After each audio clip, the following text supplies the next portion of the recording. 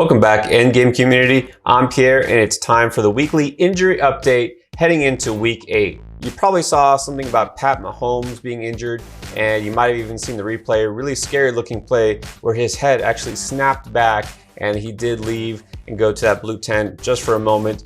The good news is he is fine, and so nothing to worry about. He's going to play. He cleared concussion protocol right away, and he will play next week. Going against the Giants, a great matchup, but I guess this lends itself to the bigger question. If you saw Chris's panic video, you might be wondering, what is up with Pat Mahomes? Is he somebody that you can even count on anymore? I'm just kidding. Yes, Pat Mahomes is fine. You play him no matter what. So Zach Wilson of the New York Jets left early in the game, and you might have seen it was actually a couple of different hits on that same leg, kind of bent back awkwardly.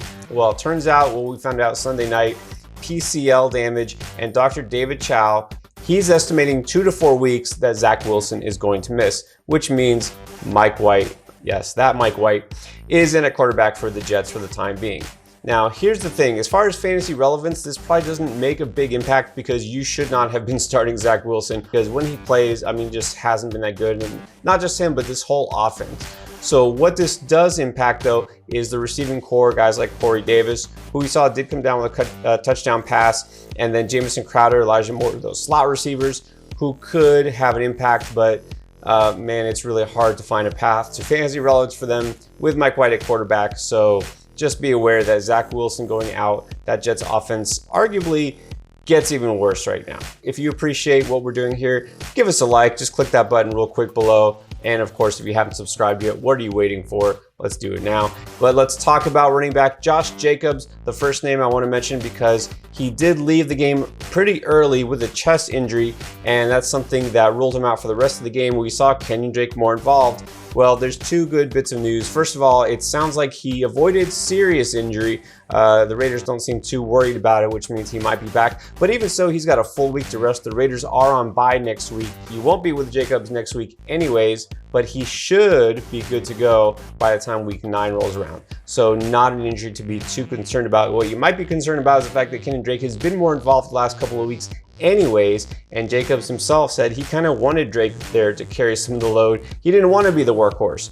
You got to be worried a little bit about Jacobs' workload going forward. Now, you should be concerned about Miles Sanders, and look, honestly, he just hasn't been fantasy relevant this year anyways. He's been a big bust, and that's not all his fault. It's just the way he's been used, in the sense that he hasn't been used, right? That just Eagles don't want to run the ball or commit to the running backs that they have. Right now, Sanders is hurting, was carted off the field with a right ankle injury, and it does seem like it might be serious. X-rays are pending, so we'll find out more later on in the week. But right now, Sanders, it doesn't look good. He's going to miss time. So that means on the waiver wire, if Kenneth Gainwell is out there, you go grab him. This is a guy who already was taken over as the primary receiver out of the backfield. Remember, it was Boston Scott last couple of years. Well, Scott has not even played at all until this last week. He had only played in one other game, seeing offensive snaps, and that was just a couple.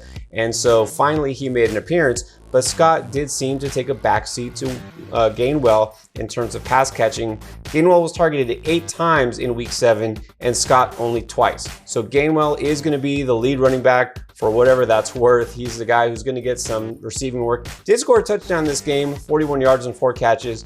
Again, the running back in Philadelphia right now just doesn't seem to be super valuable from a fantasy standpoint, but any pass catching back and anybody who really serves as the RB1 on a team does have value. So if Gainwell is available, you go ahead and target him on waivers. And Sanders, at this point, you could stash him in IR, but if it's going to be several weeks he misses, I mean, you just drop him at this point. Tevin Coleman was scratched before week 7 with a hamstring injury, so didn't play. Ty Johnson left the game early with a concussion, so that left Michael Carter all by himself to carry the load at running back.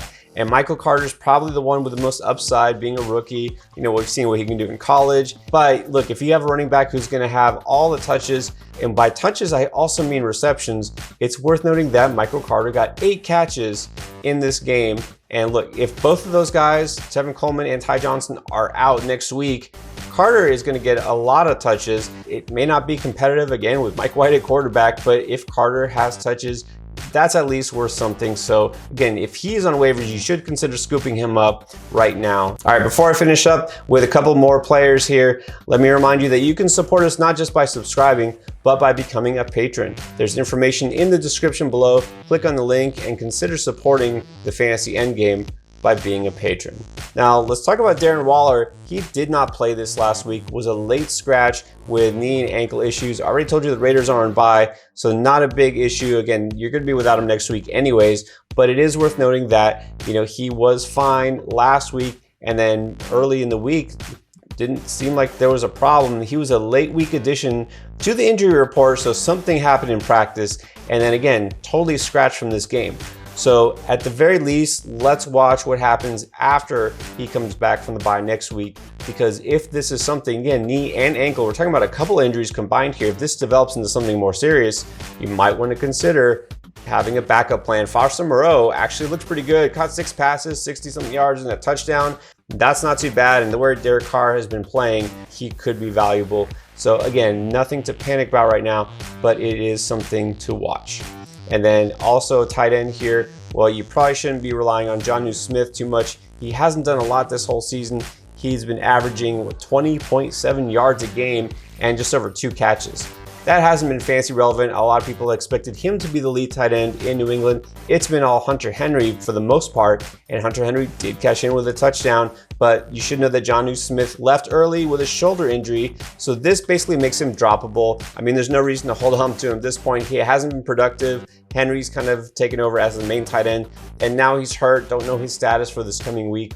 Henry, if he is available, do scoop him up. This makes him more valuable. Look, if you need a tight end off the waiver wire to replace Jonnu Smith, maybe long-term, talking next week with Waller or anybody else, you can look to Evan Engram. Actually has a nice matchup this week going against the Chiefs. Yes, those Chiefs and their losing record. With their defense, that is bottom 5 against the tight end. Engram is one of the few Giants receivers / tight ends that is actually healthy somewhat. So Engram has a nice matchup. Ricky Seals-Jones still doing his thing, the second receiver in Washington behind Terry McLaurin. So those are some names that you could scoop up. And maybe if you're desperate and nobody else is available, there's Cole Kmet or Mo Alley Cox, who all he does is catch touchdowns. All right, thankfully, no other major injuries to report. So that is our injury report for week 8. And if you have any other questions or concerns, then you can join us on our Discord and lay those out. Look, we have waiver wire advice for you, also trade advice, start sit advice, everything that you could want to help you win in fantasy, and it's all free. And of course, join us on Saturday nights for our start sit show, where we help you with up to the minute news updates and also our take on who you think